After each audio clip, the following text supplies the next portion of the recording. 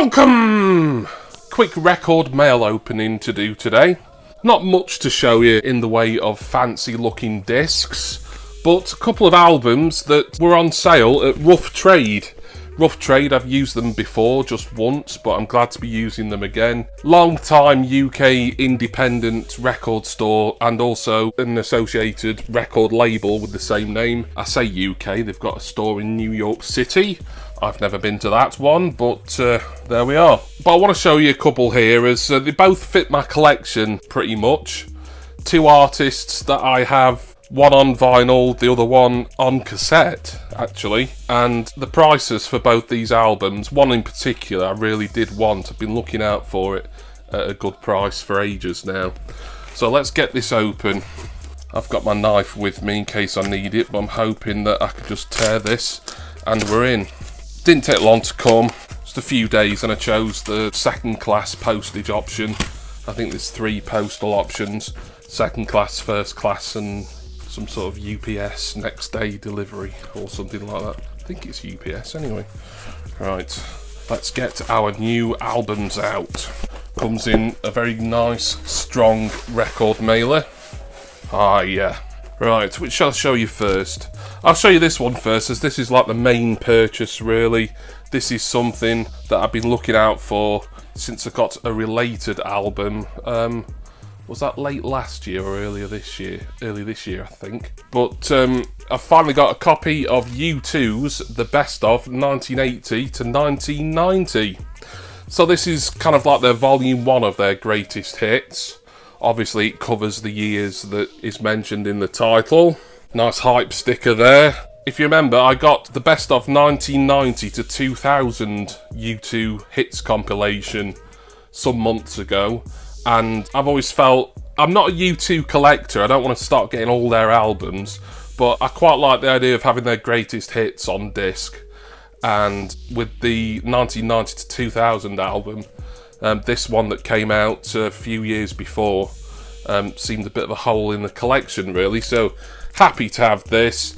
You'll know a lot of the stuff on here. Obviously U2 became pretty much the biggest band in the world in the mid to late 80s, so we've got what would be arguably their breakout hit in America, because they've been having hits here in the UK and in the native island, of course, since the early 80s. But Pride in the Name of Love, that's track 1.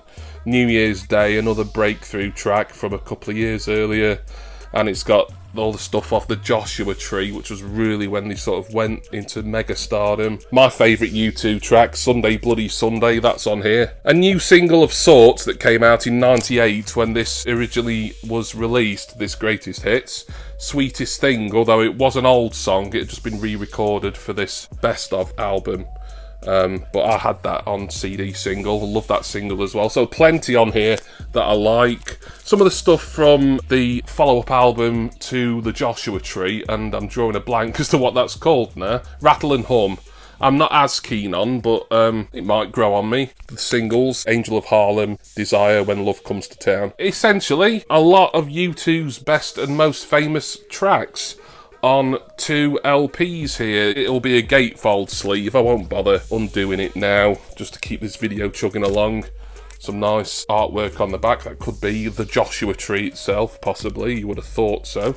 So $24.99 this was. I think for a 2 LP 180 gram set, that's pretty good. That's certainly as cheap as I've seen this. I've been looking on Discogs, been looking at other record sites, my usual places like WH Smith, Sound of Vinyl, Record Store, Townsend Music, etc, etc.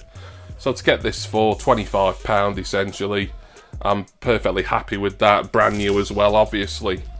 Right, so thank you Rough Trade, but we've got one more album to show you, and this is the 3rd studio album from Public Enemy, Fear of a Black Planet. Now this is in the Back to Black reissue series, just 1 disc, 180 gram heavyweight vinyl, and it includes a voucher code for the MP3 downloads. So I've got Public Enemy's 2nd album, It Takes a Nation of Millions to Hold Us Back, on cassette. I unboxed that, over 2 years ago. That was one of my early music collecting mail openings, that was. I'd ordered that and another cassette from America, and they came and they've got these nice little lenticular cards in the front, so you look like you've got a 3D sleeve. But that's the only Public Enemy I'd got in my music collection up until today.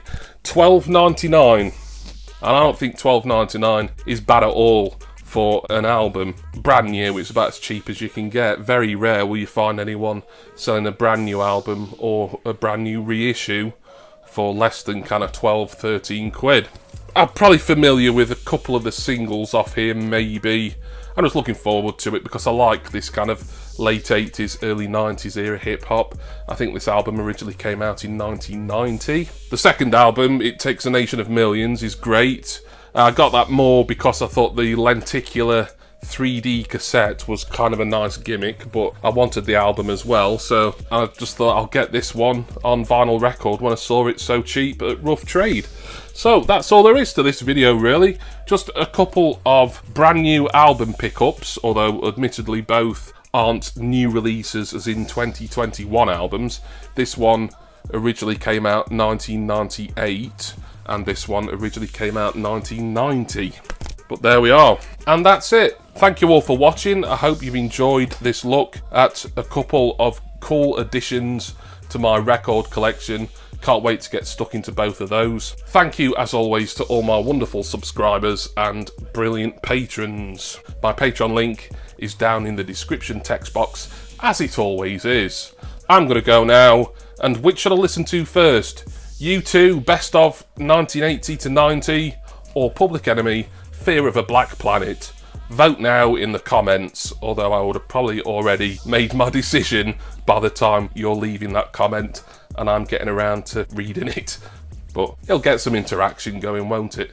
And I do hope that all of you will join me again next time for my next vinyl record mail opening video. Cheers, everyone.